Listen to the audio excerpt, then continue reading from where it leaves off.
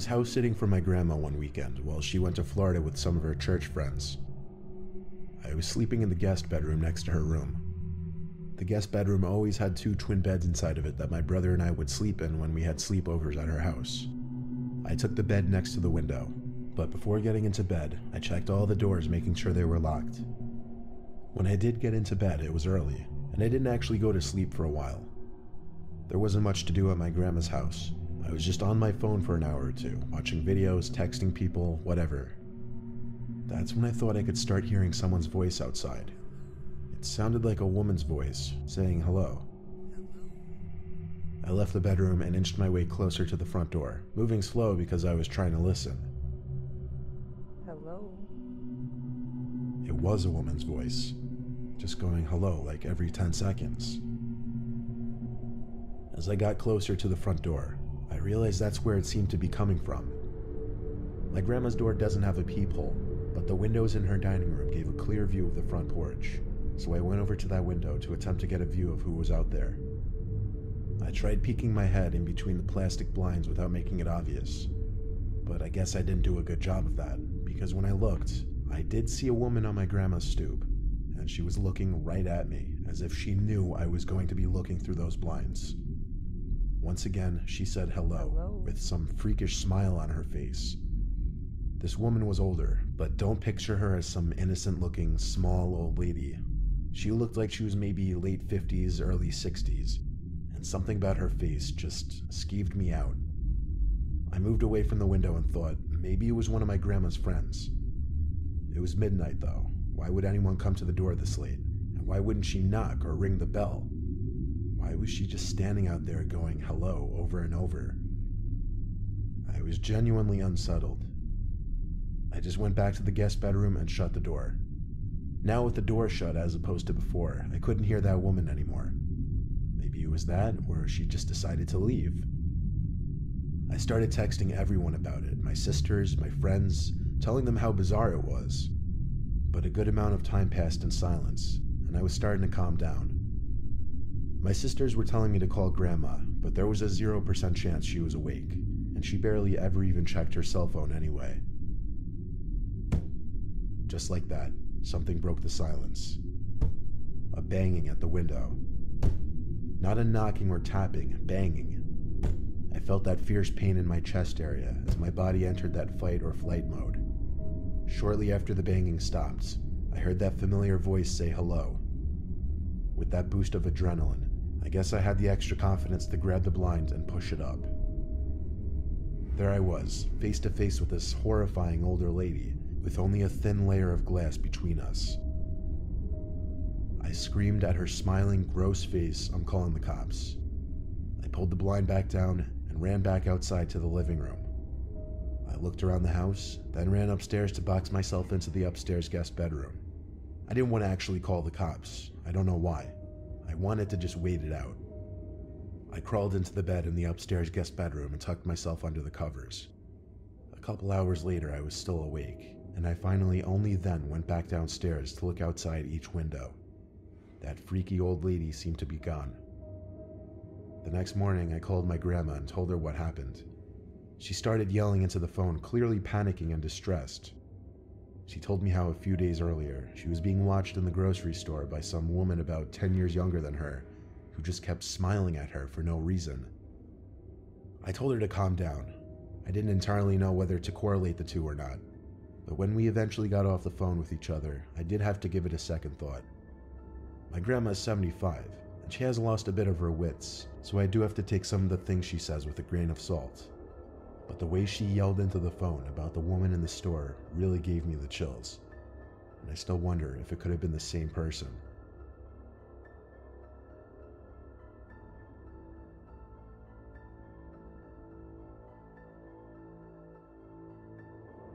My name is Nicholas. I'm currently a freshman at Syracuse University, which doesn't exactly sit in the safest area. I just went through a breakup with my first girlfriend, so I started getting back into the online dating scene. I was using the app Hinge when I found some blonde girl named Stephanie who I really connected with. She also went to Syracuse. We both liked to read, go to the movies, we even had the same sense of humor. I suggested we go on a movie date, and she said she'd love to. She told me to meet her at some specific point near campus and she'd pick me up. So, around 9 o'clock, I waited on some corner of a normal neighborhood block, waiting for Stephanie. She asked me to share my location with her, and so I did. A few minutes later, I saw a car turn down the street and start approaching me. Then it stopped in front of me, and the driver rolled down the window. It wasn't Stephanie, though, but some old random guy. He asked what I was doing alone out here, which was insanely weird, first of all. Then I said I was waiting for someone. He asked if I was waiting for Stephanie, and I said, yeah, how'd you know? He said he was Stephanie's father, and told me to hop in so he could give me a ride to her. I took a good look at him, and he looked a little old to be her father, to be honest. I'm no idiot when it comes to sketchy situations, so I said in a firm voice, why didn't you tell me you'd be picking me up? He claimed he didn't trust a random guy meeting up with his daughter, and wanted to meet me first. I took another good look at the man and didn't say anything. I simply started walking away in the opposite direction from where his car was facing. He started yelling, hey, hey, sounding surprised that I was just walking away like that, but I've heard way too many kidnapping stories to know where this could potentially go. I heard the guy's car moving, and I turned to make sure he wasn't doing a U-turn to follow me. I breathed a sigh of relief when he drove straight and turned left out of sight. I continued walking down the block towards campus. I got to the corner of the block and was just about to make a turn when I noticed what I was pretty sure to be the same car the man was driving, just parked on the side of the road with the light shut off. I briefly tried looking into the window as I passed, but the glass was tinted. I tried not making it obvious that I was suspicious and continued walking. I got a text from this so-called Stephanie person saying, why didn't you get in the car with my dad? I ignored the text and continued walking. I kept looking back to see if the car would move. When I got to an intersection in the road, I turned right and then full-on booked it in the direction of campus. Surprisingly, I wasn't followed. I made it back to campus out of breath and started walking to my dorm building. I felt like I heard footsteps following me, though. I thought maybe I was being paranoid, but when I heard a piece of broken glass being kicked by someone's shoe, I knew I was being tailed. I made a point of ducking down behind a van and stopping to give me time to listen for where their footsteps were coming. They were a few cars away from me. Then I remembered. I never stopped sharing my location with Stephanie, or should I say that man. I saw him. It was that old man. He was approaching from between two cars across from me. He yelled something that I didn't fully understand, but it sounded like he said, come back and I'll take you to her. He had to be like 60-something. There's no way he would catch me if I sprinted. I lost him easily when I ran, and made it back to my dorm room. My roommate wasn't there, so I had no one to talk to about it. But when I lay in my bed, I got another text from that man, and it was shocking. It said, you're a little piece of fucking shit. You're lucky you got away. I would have strangled your ugly ass. I still have the screenshot. I replied saying thanks for the threat, it's going straight to the police, and I blocked his number. I still have the conversation saved as evidence, and I plan on going to the police with it eventually. Hopefully they are able to do something about it.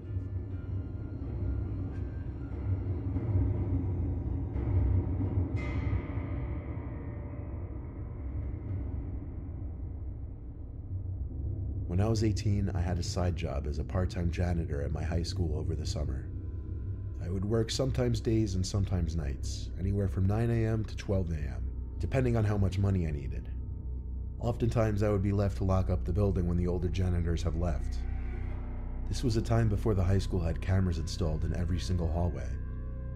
So one night, one of my superiors, Tom, had to leave early, meaning I'd be finishing up the rest of my shift alone, and I'd be locking up for the night. He told me to text him if I need anything, as he always did, and then he left. I loved it when I was left alone because usually I'd just do half an hour of work and then just hang around on my phone or leave early and still get paid for the whole shift. I definitely pushed it with the things I'd get away with at that place. One of the things Tom asked me to do before leaving was bring all the extra seats in the gymnasium from the assembly down to the basement storage room. So I figured I'd do that, then just go home. I grabbed a stack of 6 chairs and started carrying it down to the basement.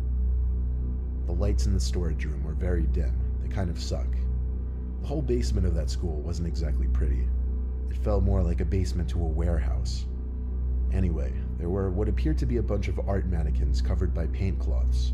You know, those big things that look like blankets. It seemed all the school's art supplies were stored down here. I dropped a stack of chairs down where the rest of the chairs were stored, then went back up to the gym to get more. When I came back down with more chairs, I noticed one of the mannequins was exposed now. The blanket was removed from on top of it. I know for sure it was covered minutes earlier because it was one of the front ones. I texted Tom saying, "I think someone's down in the basement." He said back, "What do you mean?" And I said one of the art cloths were moved. He took a minute to respond saying no one else should be there. Then I noticed something. The art cloth, tucked in the corner of the storage room, sitting outside of the light that was produced at the center of the room. It was covering something, surely. I started to tiptoe over to it, but when I was a few feet away from it, I realized whatever was under that cloth was moving just ever so slightly. There was undoubtedly someone hiding under there. I ran back upstairs and locked the basement door. I texted Tom saying someone is hiding under a cloth in the basement. He said call the cops, but I insisted he just come back since he only just left like 10 minutes ago. He didn't want to come back though.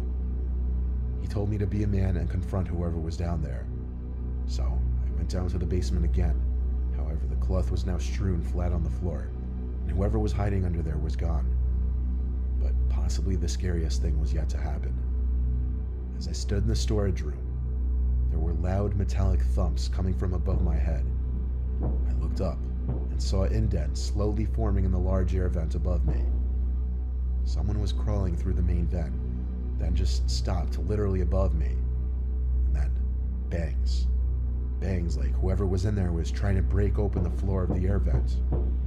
I didn't know what was happening, but I was officially done with this. I ran up the stairs, locked up the school, and went home. I told Tom the partial truth the next day, that I thought I saw someone in the corner and it was gone when I went back. Then I claimed there was nothing else I could say. Thank God it was my last week there, so it wasn't my concern anymore.